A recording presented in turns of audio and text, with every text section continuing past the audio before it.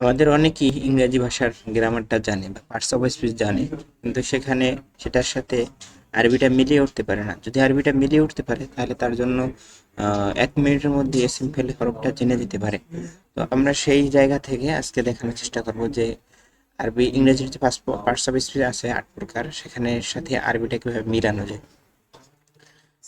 ইংরেজির মধ্যে আছে noun, pronoun, adjective, verb, adverb, এগুলো যেগুলো আছে। আর আরবির মধ্যে আছে মাত্র 3টা জিনিস, এত 8টা নেই। হয়তো এসএম হবে, অথবা ফেল হবে, অথবা হরফ হবে। তো ইংরেজির 5টা জিনিসকে একসাথে আমরা নাউন বলতে পারি বা এসএম বলতে পারি। সেগুলো কোন করলো? Noun, pronoun, adjective, adverb, interjection. এই 5টাকে মিলিয়ে আরবিতে কি বলবো? এসএম বলবো। আর আরেকটা জিনিস হচ্ছে ভার্ব। এই ভার্বকে আমরা বলবো ফেল। আরেকটা কি? আরেকটা হচ্ছে কনজাংশন এবং প্রিপোজিশন। এই দুইটাকে আমরা হরফ বলবো। তো এটা হলো আমরা একটা মকারানা বা একটা মিলানোর চেষ্টা করলাম ইংরেজির সাথে। যদি আমরা আরবি কিতাব থেকে দেখতে চাই, তাহলে আমরা এসএম কাকে বলে? এসএম হচ্ছে কোনো কিছুর নামকে এসএম বলে। আর ফেল কাকে বলে? কোনো কাজকে, কোনো কামকে। আমরা বলি নামকে নাম এসএম বলে, আর কামকে, অর্থাৎ বরিশাল অঞ্চলের কাম মানে কাজ, কোনো কাজকে ফেল বলে। আর এ নাম কামের বাহিরে যা আছে সেগুলো কি কি বলে? হরফ বলে। অর্থাৎ এটাকে যদি আমরা সংজ্ঞায়িত করি, তাহলে এসএম হচ্ছে ওই জিনিস যা নিজের অর্থ নিজে প্রকাশ করতে পারে কোনো সাহায্য ছাড়াই, এবং তার মধ্যে কোনো টেন্স থাকে না, অর্থাৎ প্রেজেন্ট, পাস্ট, ফিউচার এরকম থাকে না, সেটাকে এসএম বলে। আর ফের হচ্ছে ওই জিনিস নিজের অর্থ নিজে প্রকাশ করতে পারে, কিন্তু তার মধ্যে টেন্স থাকে, প্রেজেন্ট, পাস্ট, ফিউচারে কোনো একটা টেন্স থাকে।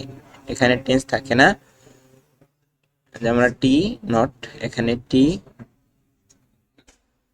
কারেকশন চিহ্ন। আর হরফ হচ্ছে ওই জিনিস যা নিজের অর্থ নিজে প্রকাশই করতে পারে না, অর্থই মিনিংই প্রকাশ করতে পারে না, প্রকাশ করতে পারে আংশিক, পূর্ণাঙ্গ না। ঠিক আছে? আর তার মধ্যে কোনো কালের সম্পর্ক থাকে না। আর এখানে আমরা যদি বই থেকে পড়ে শোনাই আপনাদেরকে, তাহলে এটা এভাবে হতে পারে।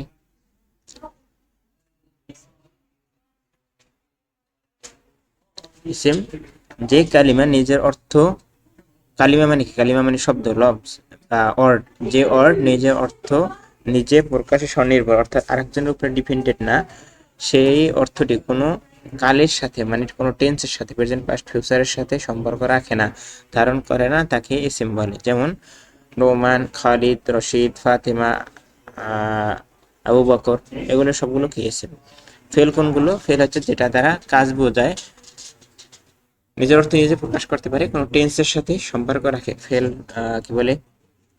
প্রেজেন্ট, পাস্ট বা ফিউচার, সেগুলোকে ফেল বলে। যেমন ফেল কাকে বলে? ফেল হচ্ছে ওই জিনিস যে কালিমা নিজের অর্থ প্রকাশে স্বনির্ভর, অর্থাৎ নিজের অর্থ নিজেই প্রকাশ করতে পারে, একজনের ধারে যাইতে হয় না।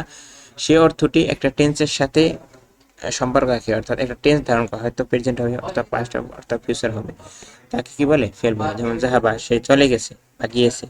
ইয়াকতুবু, সে এখন ইয়াকতুবু, সে এখন লিখতেছে বা লিখবে পরবর্তীতে, অর্থাৎ প্রেজেন্ট অথবা ফিউচার হতে পারে।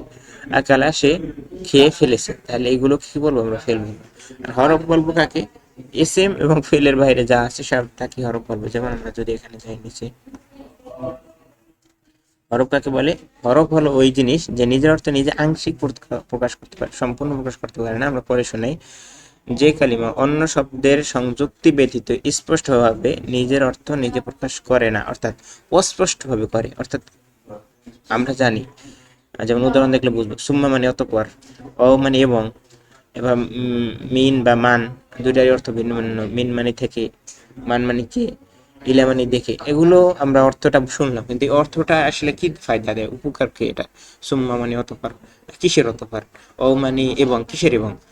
এটার সাথে কিছু লাগতেছে আমাদের, একটা কি বলে, একটা কিছু হজব আছে, একটা কিছু নাই, এরকম মনে হচ্ছে। তাহলে এই জিনিসটা যে নাই, নিজের অর্থটা নিজে যে সম্পূর্ণ প্রকাশ করতে পারে নাই, এই জিনিসটাকে কি বলে? এই জিনিসটাকে হরফ বলে। সেটাই বলছে, নিজের অর্থ নিজে স্পষ্টভাবে সম্পূর্ণরূপে প্রকাশ করতে পারে না, কিন্তু আংশিক প্রকাশ করতে পারে, প্রকাশ করে না, তাকে হরফ বলে। এটাই আজকের দর্শ ছিল। আপনাদের কাছে সহজভাবে নাহটা উপস্থাপন করার চেষ্টা করলাম। সাল্লাল্লাহু আলা মুহাম্মদ ওয়া আলা আলিহি ওয়া সাহবিহি ওয়া সাল্লাম। আসসালামু আলাইকুম ওয়া রাহমাতুল্লাহি ওয়া বারাকাতুহু।